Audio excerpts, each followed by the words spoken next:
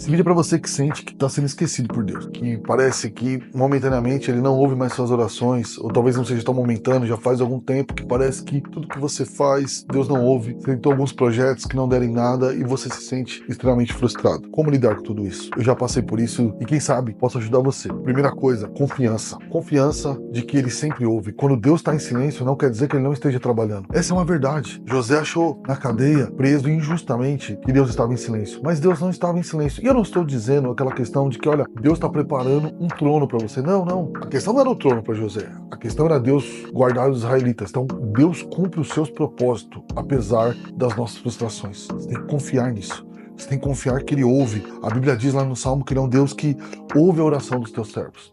Se você está orando de fato, por meio de Jesus Cristo, crendo em Jesus Cristo, Deus ouve a sua oração. E a sua confiança deve ser mantida, por mais que os seus olhos não venham. Então, tome muito cuidado. Porque hoje se ensina muita confiança em si, ó, confie mais em si, sabe? Talvez você esteja nesse buraco porque você confiou muito em si. A confiança em nós, em algum momento vai nos decepcionar e pode nos levar para um buraco. Porque quando as pessoas falham, nós temos ainda maneiras de tentar vencer isso. Mas quando nós percebemos que nós somos os falhos e confiamos demais em nós, nós podemos sucumbir completamente. Não confie em você. Quando eu estou falando de confiança, confie em Deus. Confie no Senhor. Jamais quem confiou nele foi envergonhado. Fazem 2000 anos que ele sustenta a igreja dele, não vai falhar comigo, com você. Segunda coisa, além de confiança, é fidelidade. Sabe, Deus não mede sua vida como o mundo mede. E às vezes a sua mentalidade é mundana, que Deus te mede pelos seus sucessos. E outra, o que seria sucesso? O que o mundo chama de sucesso, Deus não chama de sucesso. Então você tem que prestar atenção nisso. O Senhor nos ensina muito mais o ser fiel do que esse sucesso mundano. Ele chama, lá em 1 Coríntios, os ministros a serem fiéis. Não serem conhecidos ou muito bons, a serem fiéis. A parábola dos talentos, quando pode ver que para um ele dá 2, para um ele dá 5, e os dois ouvem a mesma coisa, ó, servo bom e fiel, você tinha 2, multiplicou por 4, você tinha 5, multiplicou por 10, entra para a alegria, para o gozo do teu Senhor. Eles foram o quê? Fiéis, eles usaram os seus dons para a glória de Deus. A fidelidade contou ali. O problema de quem tinha um não é porque ele tinha um, é porque ele enterrou e não foi fiel com aquilo que ele tinha. Então, a sua mentalidade de sucesso da nossa geração precisa ser desfeita e entrar na mentalidade de ser fiel. Ser fiel mesmo na tribulação. É permanecer fiel quando não parece justo, não parece normal ser fiel. Quem é fiel no pouco, eu vou falar, quem é fiel na frustração, vai ser fiel quando as coisas se acertarem, entendeu? Você vai contemplar a fidelidade de Deus, porque ele sempre é fiel. Ah, mas eu não fui fiel, então tá acabado? Não. Ajuste sua vida agora, se arrependa e volte a ser fiel. Terceira palavra para você saber lidar com esse momento seu, forja. Eu vou usar essa palavra. Deus está nos forjando em meio às tribulações.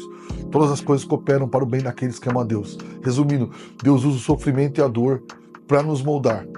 Deus preparou José, Deus preparou Davi, Deus preparou todas as pessoas, muitas vezes pelo sofrimento. Os apóstolos sofreram quando Jesus foi preso, depois quando Jesus foi morto, depois tiveram refrigério na sua ressurreição. Mas eles tiveram que aprender a lidar com tudo isso. Eles amadureceram nesse momento de profundo sofrimento. Você está sofrendo? Eu entendo. E eu não vou dar aquela resposta vaga, tipo, olha, há pessoas que estão sofrendo mais do que você. Isso não responde nada. A grande questão para mim que responde é que Deus está usando esse sofrimento para os propósitos perfeitos dele e você precisa saber que você está sendo forjado para sim amadurecer e saber lidar melhor com todos os problemas que aparecem. A própria espada era forjada no fogo, né? A espada ali, um instrumento de batalha, era forjada no fogo. Nós também somos forjados no fogo. Deus nos dá forma ali no meio da tribulação. Eu estou falando de forja porque talvez você se sinta paralisado, né? Mas Deus está trabalhando o seu caráter, Deus está quebrando o seu orgulho, Deus está te ensinando talvez ser mais humilde, aprender a ouvir mais os outros, a ouvir mais conselho, a orar mais. Se essa tribulação tem te levado a orar, você já tem tido ganho, que tem voltado a orar. Entende? Deus usa isso para quebrar o nosso orgulho. A tribulação que eu passei, já são algumas nesses anos pastoreando, liderando família, meus filhos, me ensinou a ouvir mais, ser menos orgulhoso. Não resolvi tudo isso, a gente tem ainda algum orgulho, mas nós precisamos responder a isso. Nós precisamos fazer isso. E nós podemos pensar rapidamente aqui nos 3 homens da fornalha. Às vezes a fornalha não nos queima, ela nos prepara para lidarmos melhor com situações, tá? Não estou dizendo que é sempre assim, às vezes a fornalha queima, e no sentido de morte ali eu estou falando, mas aí nós vamos estar com o Senhor, então também tá tudo certo. Quarta questão, para você estar sentindo que Deus não te ouve, por mais que você faça o melhor, é disciplina. Você precisa continuar fazendo. Você precisa continuar orando, você precisa continuar lendo a Bíblia, você precisa continuar indo aos cultos, você precisa continuar com esse serviço que você tá, ou começar a se preparar para ir para outro. Você precisa continuar. Se você é solteiro, também disciplina, aprenda a disciplina desde já. Disciplina espiritual, disciplina emocional, disciplina com o trabalho, aprenda a chegar nos horários certos, aprenda a cumprir sua palavra, vá amadurecendo, use essas coisas para amadurecer. Você precisa disso. Então, se você começou algo recentemente, e ele não é errado, não é pecaminoso, continue para cima, não pare, sabe? Disciplina, continue fazendo, não largue. Ah, não tá tendo as respostas que eu acho que deveria. Não pare, continua. Quem permanece fazendo, vence. Continue, disciplina. E Deus ouve. A Bíblia ensina aquele, né? Aquele que bate, recebe. Aquele que pede, recebe. Aquele que bate, a porta será aberta. Ele nos ensina a perseverança na oração. Lucas 18, ele está ensinando sobre perseverar na oração. Não pare. Persevere na oração, persevere na ação, persevere. Disciplina para perseverança. Quinta palavra para você que está nesse momento de dificuldade, que entende que Deus não te ouve, é entrega. E é realmente entregar as coisas na mão do Senhor. Há um hino que diz, tudo entregarei. Lindo, mas às vezes nós cantamos, mas não é real no nosso coração. Nós temos que confiar todas as coisas à mão do Senhor. A palavra diz lá em Provérbios 16, confia ao Senhor as tuas obras e os teus planos serão estabelecidos. Confie tudo ao Senhor, entregue tudo a Ele. Ore, dê o seu melhor. Não estou dizendo aquele entrega de passividade. Entregue a Ele, dê o seu melhor. Se esforce, entende? Peça a Deus motivação, peça a Deus saúde e dê o seu melhor. No seu casamento, estou passando uma tribulação, dê o seu melhor. Foque, dê o seu melhor. Mas entregue a Deus, entregue em oração. Por que é tão importante nós orarmos? Além de que Deus nos escuta, que é a primeira questão. É uma forma de nós entregarmos, falando, Senhor, eu sou impossibilitado, incapacitado de resolver isso aqui. Eu preciso da tua graça. Isso é humildade. Eu sigo aqui 2 Coríntios 8, tá? Quando vai falar de oferta. Eu me entrego primeiro a Deus para depois me entregar. Então, se você se entrega todos os seus problemas e a você a Deus, então se entregue. Depois de você se entregar a Deus e em oração entregar todos os seus problemas a Deus, entregue você. Aplique sua vida naquilo que está sonhando.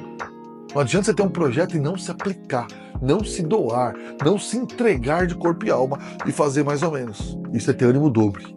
Se entregue, seja inteiro em tudo que se faz. Se entregue ao Senhor, se entregue à sua família, se entregue ao trabalho e se entregue à comunidade que você serve. Se entregue, doe seu coração.